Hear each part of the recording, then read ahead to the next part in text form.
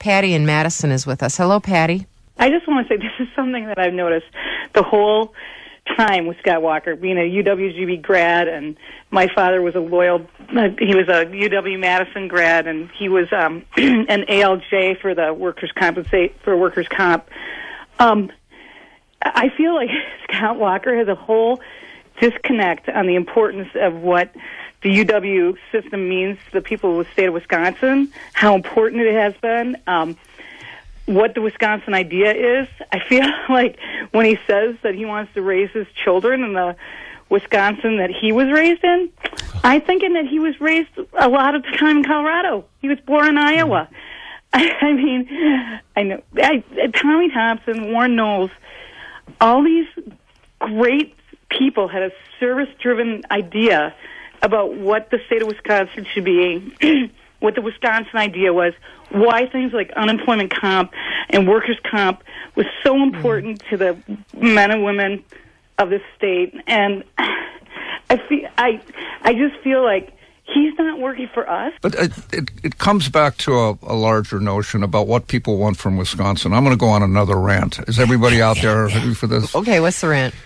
If you don't like good recreational systems, state parks that are clean and safe, if you don't like good highways, if you don't like a good educational system, if you don't like a state where children are kept in a healthy, supportive environment and health care is important, if you don't like that, move to Alabama. Get out of my state. I'm sick and tired of this nonsense.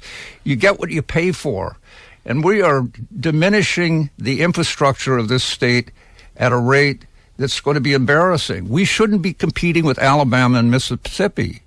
We should be competing with the very best in terms of health care, in terms of environment, in terms of transportation and law enforcement and education.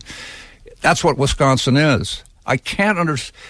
It is not a Republican tradition in this state to destroy infrastructure. I don't know what that's all about. This recent rhetoric shocks me. We're going to hand to our children a state in which there's garbage, in which nobody wants to be in the school system, where it's unsafe. That's not a legacy we want to hand on to our children.